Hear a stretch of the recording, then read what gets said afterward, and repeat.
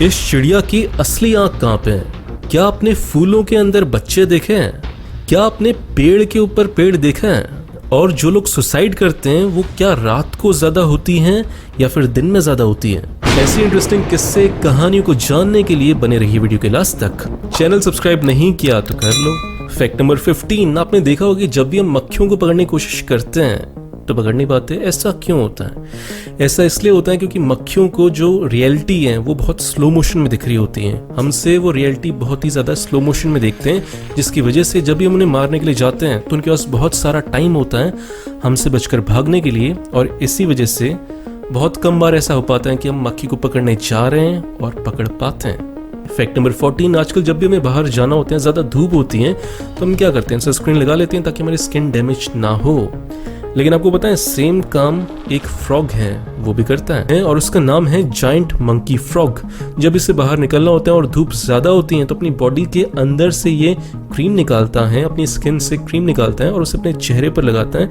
वैसे अब चेहरा खराब नहीं होना चाहिए फ्रॉग का, ठीक है, सुंदरता के साथ कोई कॉम्प्रोमाइज नहीं। फैक्ट नंबर 13, आपने इससे बहुत सारे डियो के एड्स देखे होंगे जिसमें लड़का जैसी डियो लगाता है, जैसी सेंट मारता है, वैसी लड़कियां आती हैं और आप इससे बाहर हो जाती हैं और पागल हो जाती हैं उसके लिए।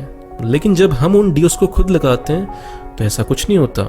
तो क्या कंपनियां हमको क्या समझती हैं? कंपनी हमको पागल समझती हैं जो ऐसे एड्स दिखाती हैं। देखो, होता यह है कि हमारे दो दिमाग होते हैं, एक होता है कॉन्शियस माइंड, एक होता है subconscious mind. Conscious mind logic के साथ खेल सकता है, लेकिन सबकॉन्शियस माइंड लॉजिक के साथ नहीं खेल पाता। उसे जो इन्फॉर्मेशन दी जाती है बार बार वो उस चीज़ को एक्सेप्ट कर लेता है। इसीलिए जो एड्स होते हैं, जो डीओ के एड्स होते हैं, वो कंपनियां बार बार दिखा दिखा के हमारे सबकॉन्शियस माइंड में ये बात बैठा देती हैं कि बेटा जब भी तू डीओ लगाएगा तो हो सकता है कि लड़कियां तेरे से अट्रैक्ट हो जाए। और इंडिया में लड़के गर्लफ्रेंड बनाने के लिए डीओ तो क्या कुछ भी कर सकते हैं। फैक्ट नंबर 11, जब मैंने ये फोटो देखी थी तो मुझे बहुत इंटरेस्टिंग लगी थी, बहुत अच्छा लाइफ लेसन सीखने को मिला था, जो मैंने सोचा कि आपके साथ भी शेयर करना चाहिए। दो फोटोज हैं। एक फोटो में क्या हो रहा है कि जब चूहे को खाना मिलता है एक बॉटल के अंदर तो वो लगातार खाते रहता है, उसे कोई मेहनत करने की ज़रूरत नहीं पड़ती, वो बहुत ही कंफर्टेबल हो जाता है और लगातार खाते रहता है। और फिर कुछ दिनों के बाद जब कैन खाली हो जाता है तो उसके पास कोई ऑप्शन नहीं होता, फिर वो उसी कैन के अंदर कैद हो चुका है और उसके पास कोई ऑप्शन नहीं है, वो बाहर भी नहीं निकल सकता। सेम ऐसे ही होता है हमारे साथ लाइफ में। जैसे ही हम कंफर्ट जोन के अंदर चले जाते हैं तो हम रिस्क लेना बंद कर देते हैं और फिर हम मज़े की ज़िंदगी जीने लगते हैं, क्योंकि हमारे पास एक बेसिक सैलरी आने लगती है और फिर हम धीरे धीरे अपने ही ट्रैप में फंसते जाते हैं। तो इसलिए जब भी लाइफ में लगे कि सब कुछ ईजी हो गया, सब कुछ कंफर्टेबल हो गया है, कुछ नया करने की ज़रूरत नहीं पड़ रही है, तो वो बहुत खतरनाक सिचुएशन है। और ऐसी कंफर्ट जोन के अंदर आप लाइफ में कितना कुछ बड़ा कर सकते हो, आपके अंदर कितना पोटेंशियल है, आप ये सोचना ही बंद कर देते हो। इसीलिए मैंने लाइफ में देखा है कि एक ऐसा इंसान जो लाइफ में बहुत गरीब है वो तो बहुत अमीर बन जाता है, लेकिन एक ऐसा इंसान जिसको सैलरी मिल रही है महीने की 25-30 हज़ार, वो कभी भी एक बड़ा आदमी नहीं बन पाता, क्योंकि वो 25 हज़ार से वो कंफर्टेबल पोजीशन में पहुंच जाता है, कंफर्ट जोन के अंदर पहुंच जाता है। फिर उसके अंदर कुछ भी बड़ा करने की, नया सीखने की सारी चाहत मर जाती है। बहुत मोटिवेशन हो गया, चलते हैं अगले पॉइंट पे। फैक्ट नंबर 10, क्रिकेट में जब बैट्समैन बैटिंग के लिए आता है तो प्रोटेक्शन के लिए बहुत सारी चीज़ें पहनता है, जैसे हेलमेट हो गया, पैड हो गए, और उसी में एक चीज़ होती है एल गार्ड। एल गार्ड जब पहली बार क्रिकेटर्स ने पहनना शुरू किया था वो था साल 1874, और इसके 100 साल के बाद इंसानों को ये रियलाइज हुआ यार इसके साथ साथ हमारा दिमाग भी तो इंपॉर्टेंट है, हमारा सर भी इंपॉर्टेंट है। तब उन्होंने हेलमेट लगाना शुरू किया, और इस बात से हम ये सीख सकते हैं, ये जान सकते हैं कि लड़कों के लिए क्या ज़्यादा इंपॉर्टेंट है, अपना सर, अपना दिमाग या फिर। फैक्ट नंबर 10, आप इस फोटो को ध्यान से देखो, आपको क्या लगता है इस चिड़िया की असली आंखें कहाँ पर हैं? एक बार दोबारा ध्यान से देखो। इस चिड़िया का नाम है ग्रिफॉन वल्चर। इस चिड़िया के अंदर एक खास टैलेंट होता है जिसके हिसाब से ये अपनी 2 फेक आंखें निकाल सकती है। और ये ऐसा करती क्यों है? ऐसा इसलिए करती है ताकि अपने शिकार के ध्यान को बटा सके। ऐसा करके ये अपने शिकार को बहुत अच्छे से पकड़ लेती है। अगर आपको अभी तक समझ में नहीं आ रहा है तो आप ये देखो कि इसकी 2 असली आंखें ये हैं और जो 2 बड़ी आंखें दिख रही है वो फेक आंखें हैं। फैक्ट नंबर 8, जापान के टोक्यो में एक टॉयलेट है, रोड के बीचों बीच है, और इस टॉयलेट की खास बात यह है कि ये ट्रांसपेरेंट है। अब अगला सवाल ये आता है कि अगर ये ट्रांसपेरेंट है तो लोग इसमें कुछ कर सकते हैं क्या अंदर? दिक्कत वाली बात नहीं हो जाएगी। अच्छी बात इस टॉयलेट की ये है कि जैसे कोई इंसान इस टॉयलेट के अंदर एंटर करता है तो ये टॉयलेट ट्रांसपेरेंट से ओपेक हो जाता है, मतलब कोई भी चीज़ बाहर से अंदर नहीं देख सकता, लेकिन जो अंदर बैठा हुआ इंसान है वो बाहर के नज़ारे ले सकता है।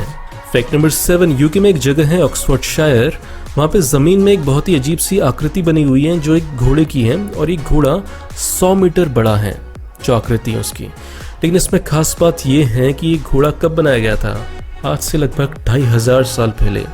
अब इसमें चौंकाने वाली बात यह है कि इस घोड़े को देखने के लिए आपको आसमान से देखना होता है, तो उन लोगों ने ये कैसे अंदाज़ा लगाया कि हम सही घोड़ा बना रहे हैं नहीं बना रहे, तो एक मिस्ट्री है। फैक्ट नंबर 6, ये बहुत ही इंटरेस्टिंग फैक्ट लगा था कि आप पेड़ के ऊपर भी पेड़ उगा सकते हो क्या?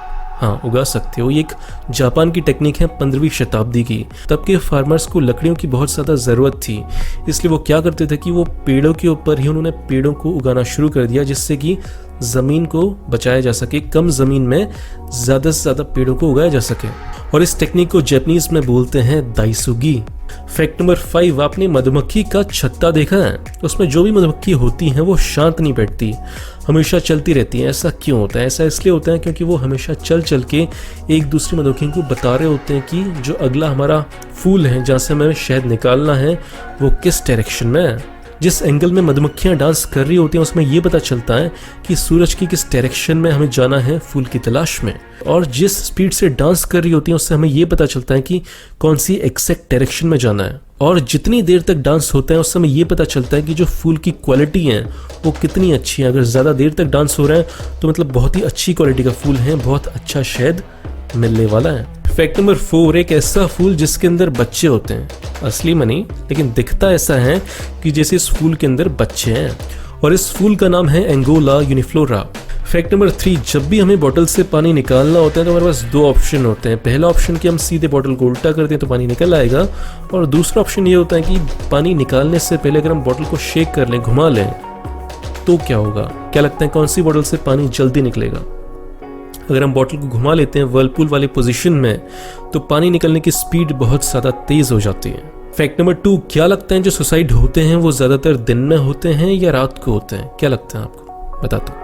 जब इसके बारे में रिसर्च की गई तो पता चला कि जैसी रात होती है तो सुसाइड होने के चांसेस 10% बढ़ जाते हैं, और जैसे ही टाइम 2 से लेकर 3 बजे का होता है रात के तो सुसाइड के चांसेस 16% बढ़ जाते हैं। और एक्सपेरिमेंट में ये भी देखा गया कि जैसी सुबह होती है तो सुसाइड के चांसेस बहुत कम हो जाते हैं, 2 से 3% हो जाते हैं। तो इससे हम क्या सीख सकते हैं? इससे हम ये सीख सकते हैं कि जैसा नेचर के हिसाब से टाइम टेबल है, सुबह का टाइम बहुत ही ज़्यादा पॉजिटिव होता है, सब कुछ सुहावना लगता है, और जैसी रात का टाइम होता है तो सब कुछ बहुत नेगेटिव लगता है। रात के 1, 2, 3 बजे बहुत नेगेटिव लगता है। हम सोचते हैं कि यार हमने ज़िंदगी में क्या क्या रिग्रेट्स पाल रखे हैं, हमने क्या क्या गलतियां कर दी, और फ्यूचर से हमें डर लगने लगता है कि यार फ्यूचर में कुछ होगा कि नहीं होगा, क्योंकि रात का टाइम होता है नेगेटिव वाला। इसलिए अगर आप रात को जल्दी सोओगे और सुबह जल्दी उठ जाओगे तो बहुत ज़्यादा चांसेस हैं कि आप पॉजिटिव रहोगे लाइफ में। अब इस सारे लेक्चर के बाद ये मत पूछ लेना कि नवीन भाई आप कितने बजे सोते हो और कितने बजे जगते हो। नेक्स्ट पॉइंट पे चलते हैं, नेक्स्ट फैक्ट पे चलते हैं, ठीक है। फैक्ट नंबर 1, यूरोप के कुत्ते बिल्लियों में और वहाँ के पक्षियों में और इंडिया के कुत्ते बिल्ली और पक्षियों में क्या अंतर होता है? अंतर है। अंतर आपको यहाँ से यूरोप जाते ही पता चल जाएगा। होता क्या है कि जब भी वहाँ पे आप जाओगे रोड पे तो कुत्ता आपके पास आ जाएगा, कुत्ता आपसे बिल्कुल नहीं डरेगा, बिल्ली आपके पास में आके बैठ जाएगी, और जो चिड़िया हैं वो आपके कंधे में आके बैठ जाएगी, उन्हें कोई डर नहीं लगता। और यही काम आप इंडिया में कर दो। इंडिया में जैसे आप किसी गली से निकलोगे तो कुत्ता पहले डिफेंसिव हो जाता है, वो बहुत ही डर जाता है, और जो चिड़िया होती हैं वो तो पास आती नहीं, वो तैयार रहते हैं कि कैसे ये हाथ हिलाए और मैं उड़ के भाग जाऊं। तो ये जो अंतर है यूरोप और इंडिया के बीच में वो कल्चर का डिफरेंस है। वहाँ पे कुत्ते बिल्लियों पक्षियों की सदियों से रिस्पेक्ट की जाती है, उन्हें कुछ नहीं किया जाता, बहुत प्यार से रखा जाता है। और इंडिया में आपने बहुत सारे वीडियोस देखे होंगे जहाँ पे कुत्तों को मारा जाता है और चिड़िया को डराया जाता है, ठीक है। तो ये कल्चर में डिफरेंस है, और इसके साथ साथ वहाँ पे कानून है कुत्ते बिल्लियों को लेकर भी कि आप उन्हें मार नहीं सकते। और इंडिया में जो लावारिस कुत्ते होते हैं हम उनकी कभी भी कुटाई कर देते हैं। तो दोस्तों आज की वीडियो में बस इतना ही। वीडियो अच्छा लगा तो लाइक करो, बेकार लगा तो डिसलाइक करो। कुछ कहना चाहते हो, पूछना चाहते हो तो आ जाओ इंस्टा पे, मिलते हैं वहाँ पे, बात करते हैं। मिलते हैं अगले वीडियो में, बाय।